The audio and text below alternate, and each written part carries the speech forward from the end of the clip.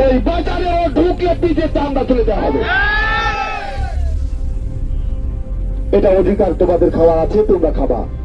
এই বাজার থেকে যেসব দালালের আছেন, আপনারা খুব সহজেই এই ছেলেদের অধিকারের জায়গা দখল করবেন না। আর যদি করেন তাহলে এই ক্ষুধার্ত ছেলেরা আর যদি এই বাজার ঘাট না খেতে পারে সরকারের লিজ দেবে। এই সকল ছাত্ররা বাপের কাছ থেকে ভিক্ষা করে নিয়ে এসে হলেও তারা বাজারে লিজ দেবে, কিন্তু আপনি 10 টাকা দিনে যখন 30 টাকা দিয়ে কিনবেন সে সামর্থ্য এদের নেই, এরা খেতে পারবে না। এটা আপনাদের এই অধিকারকে দিচ্ছে।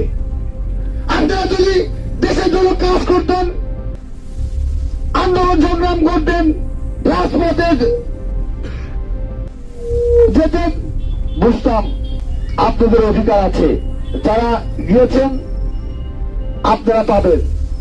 আপনাদেরকে দাঁত দিয়ে এই সকল ছেলেরা খেতে চাইনি, আপনাদের সাথে করে রেখেই খুব অল্প ইজারা দিয়ে এরা আপাতত জীবনটা বাঁচাবে।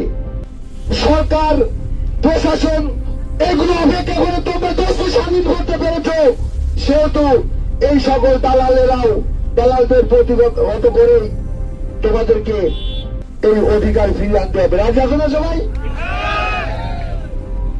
আমি দলের ঊর্ধ্বতম কর্মকর্তাদের দৃষ্টি আকর্ষণ করছি যে আজকে যে সকল ছাত্র নির্যাতিত, যে সকল আন্দোলনকারী ভাত পাচ্ছে না, যে সকল আন্দোলনকারী আজকে টাকার অভাবে পেতে পারছে না, আপনারা অবশ্যই এই সকল ছাত্র, এই সকল কর্মী, এই সকল দলপ্রেমী মানুষদের দিকে লক্ষ্য রাখবেন।